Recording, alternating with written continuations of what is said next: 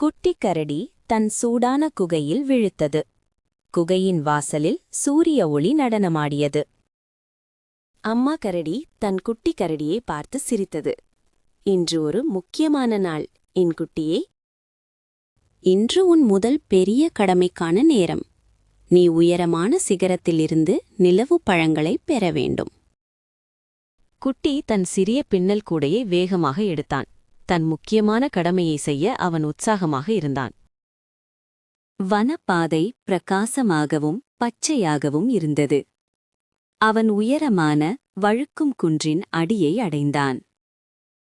இப்போது அந்த குன்று மிகவும் உயரமாக தெரிந்தது. அவன் ஒரு ஆழமான மூச்சு எடுத்து ஏறத் தொடங்கினான்.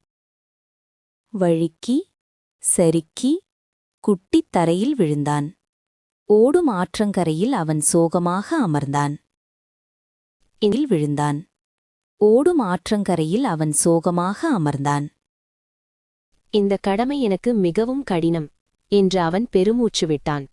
அருகில் இருந்த கிளையில் ஒரு வண்ண ஒளி தோன்றியது. அது வண்ணப் பறவை, காட்டின் அழகான பறவை. ஏன் சோகமாக இருக்கிறாய் குட்டியே என்று பறவை கேட்டது.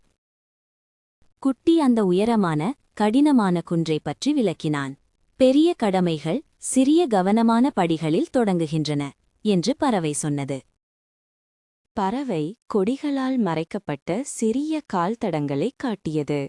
குட்டிக்குள் ஒரு புதிய நம்பிக்கை தோன்றியது. நான் மீண்டும் முயற்சி செய்வேன், ஒரு நேரத்தில் ஒரு படி. அவன் சிறிய மறை கட்டப்பட்ட படிகளில் கவனம் செலுத்தினான்.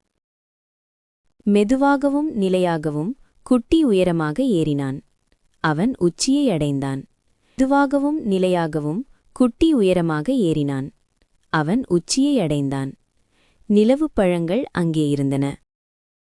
அவை மென்மையான மாயாஜால நீல ஒளியுடன் பிரகாசித்தன. குட்டி தன் சிறிய பின்னல் கூடையை கவனமாக நிரப்பினான். என் கடமை முடிந்தது என்று அவன் மகிழ்ச்சியுடன் கிசுகிசுத்தான். அம்மா கரடி சிரித்து தன் தைரியமான குட்டிக் கரடியை கட்டிப்பிடித்தது. குட்டிக் கரடியை கட்டிப்பிடித்தது.